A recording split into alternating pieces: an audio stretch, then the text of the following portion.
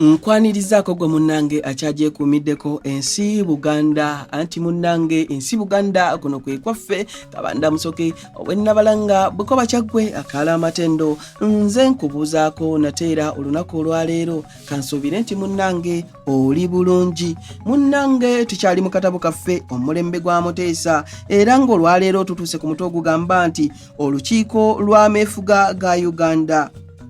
Munnange wano kisaana akimanyibwe nti newankubadde nga Kabaka Muteesa yagendanga wamu n'ababaka ba Buganda e Bungereza mu kuteesa n'omukulu w'amatwale naye ye kennyini teyeetabanga mu kuteesa okwo.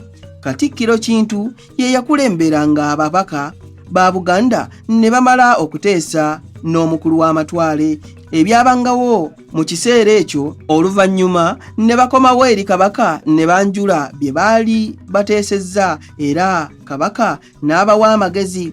Olukiiko lw'okwefuga kwa Uganda olwasembayo the Uganda Independence Conference 1962 lwaliwo mu London mu Juni wa 1962 mu Lancaster House.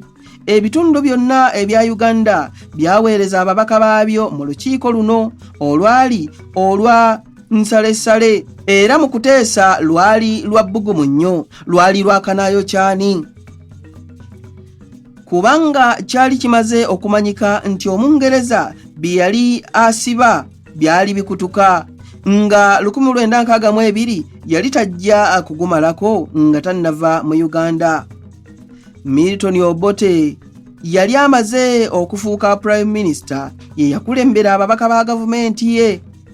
Ate Ssaabasajja Kabaka Muteesa owookubiri ne Mikaeli Kintu eyali amaze okuzzibwako ku bwakatikkiro omulundi ogwokubiri mu Maachi wa 1962 nabo ne bakulembera ababaka ba Buganda okugenda mu lukiiko olwo.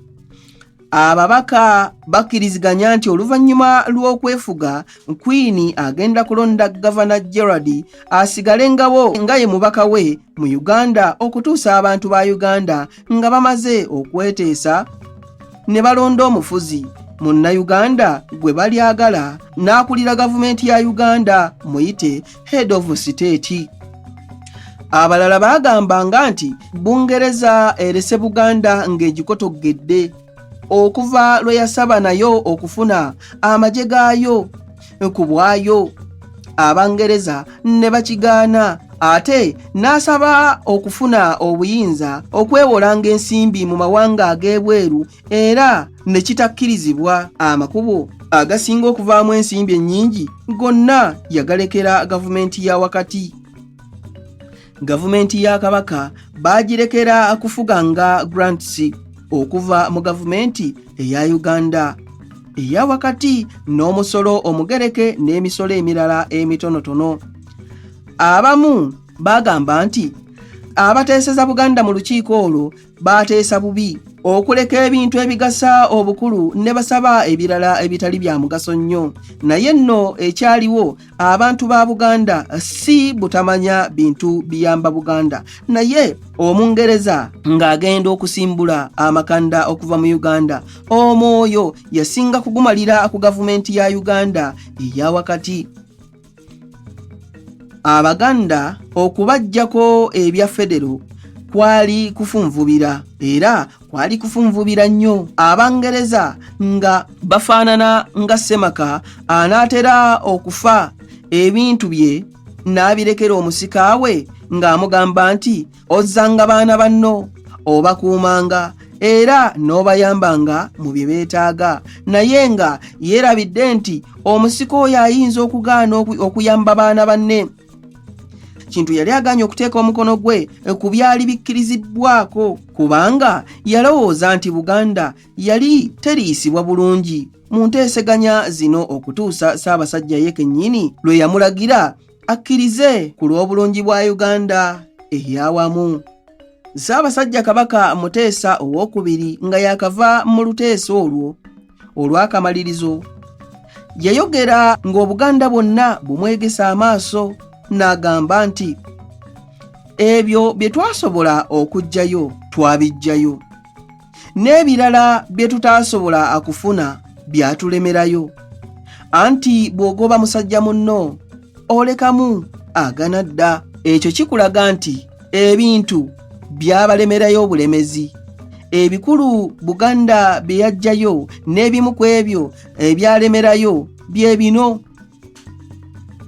Kyakakasibwa era ne kiwandiikibwa bulungi mu ndagaano ya Buganda empya nga Buganda ejja kusigala ng'efugibwa Kabaka era nga Buganda eneegattanga n'ebitundu bya Uganda ebirala mu ngeri ya federo.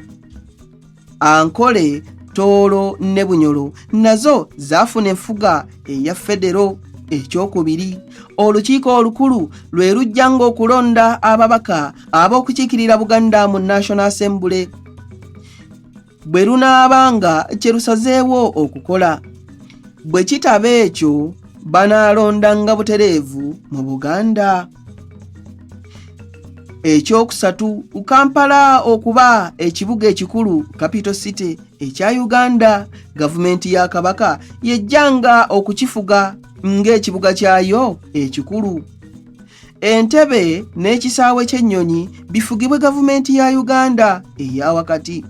Ekyokuna, ettaka lya Crown Land mu Buganda mayiro 9 n'ebitundu ebirala eryo nga lijjanga kuba mu buyinza bw'akakiiko k'ettaka giyite Buganda Land Board. Mu Buganda Agreement 1961 bw'osoma peegi eya 436 ekyo bwe kiri. Ensonga ey'okutaano, Buganda yakkirizibwa okuba ne poliisi eyaayo era ng'erina n'omukulu waayo agiduumira, naye nga ajjanga okutwalibwa omukulu wa poliisi eya Uganda. Ey'omukaaga, ku bya kkooti z'amateeka kyakkirizibwa nga Buganda ejjanga kuba ne kkooti enkulu eyaayo eneeyitibwanga Principal Court era nga Kabaka y'anaalonda ng'omulamuzi waayo agikulira ayitibwa Chief Judge.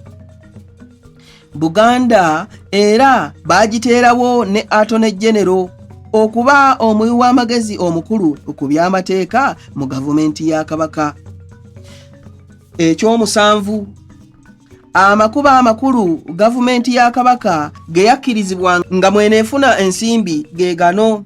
Erisooka, okuweebwanga ensimbi ziyite grants okuva mu gavumenti ya Uganda.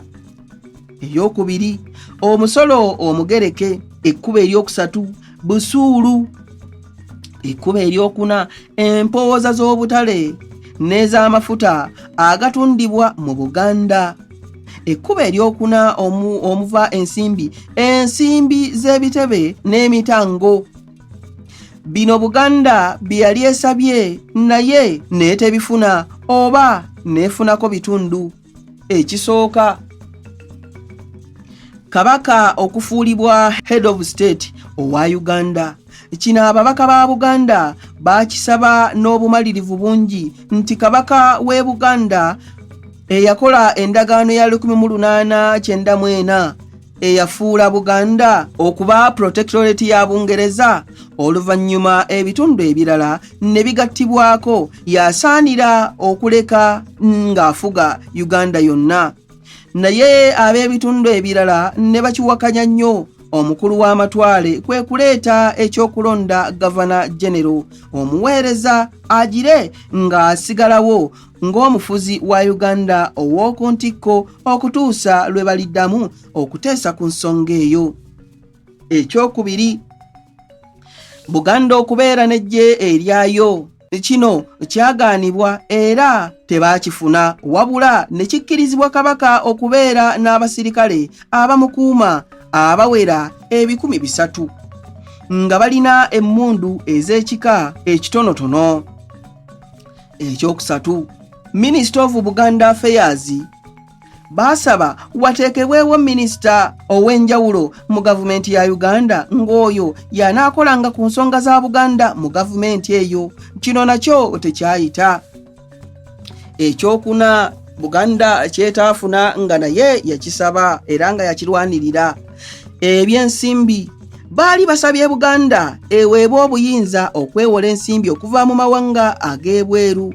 Na kino kyagaanibwa eky'amakubo agandivuddemu ensimbi eziwera. Munnange gavumenti ya Uganda yalinga efuna empooza ya siringi 17 buli nsawo ya sukaali ekolerwa mu kyuma kya sukaali ekawolo lugazi, ate ng'ekyuma kifulumya ensawo za sukaali 1,500 buli lunaku. Naye Buganda gavumenti nga tewoozaako ssente n'emu. Ekyokuweebwa ezitamala bulungi kuddukanya mirimu gyayo kyekimu ku byavangako enkayana ezitata wakati wa gavumenti ya Kabaka n'eya Uganda oluvannyuma nga Uganda emaze okwefuga. Abamu bagamba nti mu kuteesa okwenkomerero Buganda yasobola okufuna bingi ku bye yasaba mu by'obufuzi bwayo, era ebyo bye yafuna byandisobodde okukuza ensi n'egenda nnyo mu maaso singa Obote teyajjawo constitution eya 1962 eyakkiriziganyizibwako ebitundu bya Uganda byonna. Abange ebyo nno okanjira mbikomyawo, tuddiŋŋana ate mu kitundu ekirala nga nti nkongerayo n'ebirala. Kanzire ennabalanga Bukoba Kyaggwe akaala amatendo. Ayi Katonda kuuma Namulondo.